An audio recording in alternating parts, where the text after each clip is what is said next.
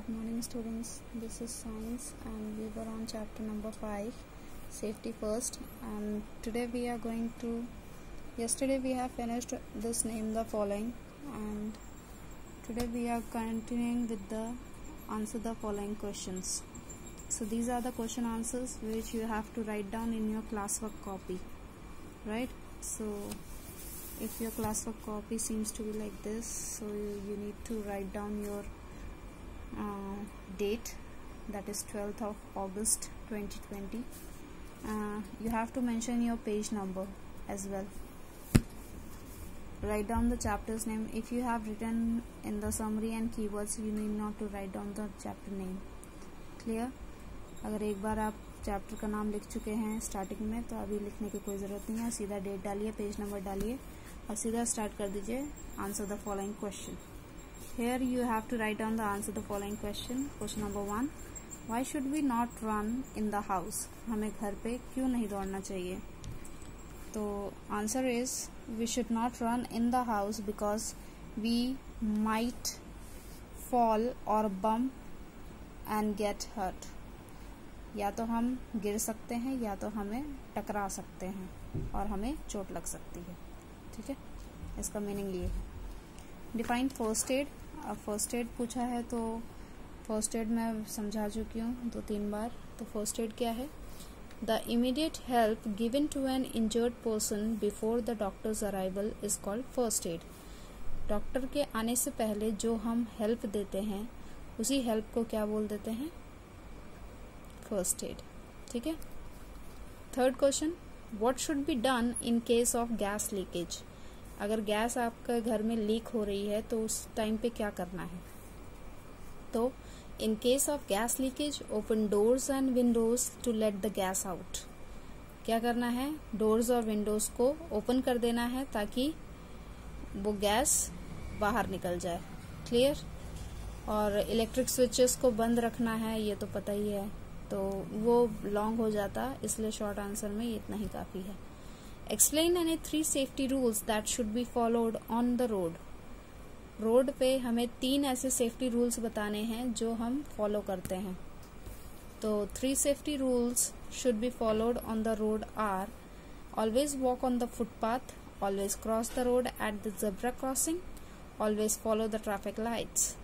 हमेशा फुटपाथ पे चलना चाहिए और क्रॉस करते टाइम जेब्रा क्रॉसिंग का इस्तेमाल करना चाहिए और ट्रैफिक लाइट्स का भी फॉलो करने पड़ते हैं. Fifth question. Right any 3 safety rules that should be followed at home. घर पर हम क्या सेफ्टी रूल्स फॉलो करें ताकि हम बच सकें एक्सीडेंट या फिर कोई मिस हैपनिंग से? तो do not run in the house. सबसे पहली बात तो घर में दौड़ने की जरूरत बिल्कुल नहीं है. Do not take medicine without any adults advice. किसी भी बड़े के बिना कोई भी मेडिसिन मत लीजिए. मतलब उनकी सलाह के बिना कोई भी मेडिसिन मत लीजिए. उनसे पहले पूछ लीजिए मेडिसिन के बारे में और फिर उसके बाद उस मेडिसिन को लेना है. अपने से आप जानते हैं ये किस चीज की मेडिसिन है, तब भी आपको अपने से मेडिसिन नहीं लेनी है. Clear? Never open the door for strangers. Stranger मैंने पहले भी समझा रखा है. स्ट्रेंजर मतलब होता है जो अनजान आदमी होते हैं. ठीक है, जिनको आप जानते पहचानते नहीं हैं, जिनसे आप रोज बिल्कुल नहीं मिलते हैं.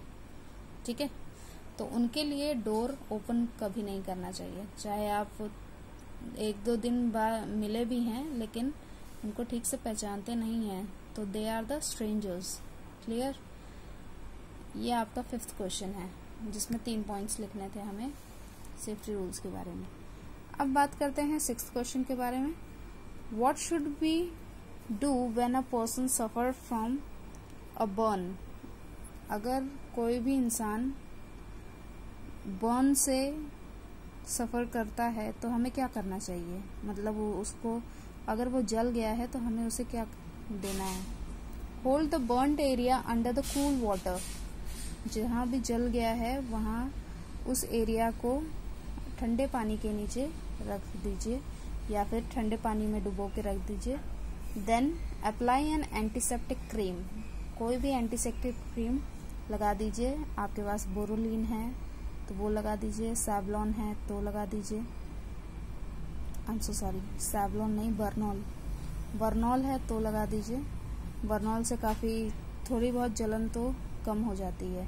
If the burn is severe, मतलब अगर बर्न बहुत ज़्यादा है, आपको देखने में ही पता चल जाएगा कि बहुत ज़्यादा जल चुका है, तो वो क्या करना है, डॉक्टर के पास जाना है डायरेक्ट। ठीक है।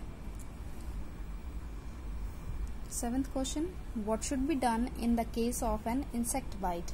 इंसेक्ट बाइट में हमें क्या करना है। इंसेक्ट बाइट पता ही है, जब कोई कीड़ा काट लेता है। ठीक है। तो on the affected area place a piece of,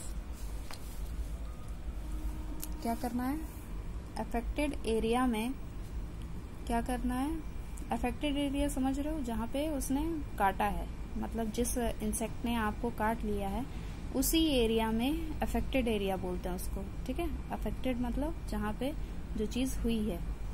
तो on the affected area place a piece of ice, वहां पे आइस रखना है, रगड़ना नहीं है। ठीक है। रब नहीं लिखा है मैंने, प्लेस लिखा है, मतलब आइस को उसी के ऊपर रख देना है। और या तो दूसरा काम और हो सकता है, can apply a paste of baking soda and cold cream.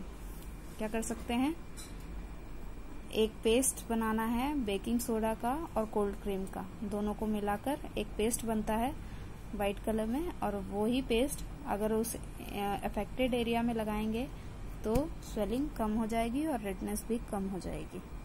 Clear. ये थे आपके question answer of this chapter. अब आपको बातें समझनी पड़ेंगी। जिस तरह से मैंने नीट एंड क्लीन वर्क किया है उसी तरह आप भी करेंगे with a good hand writing. जल्दीबाजी बिल्कुल मत करिए, मुझे देखने का शौक बिल्कुल नहीं है। आप लोग तुरंत काम करके और फिर दिखा देते हैं, मैम लीजिए, ऐसा मत करिए। टाइम लीजिए, आराम से करिए, मेरे को अगले दिन दिखाइए। ठीक है।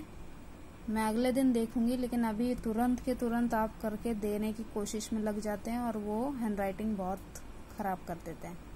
तो ऐसा काम मत करिए, मुझे कल दिखाइए, लेकिन अच्छे से काम करिए।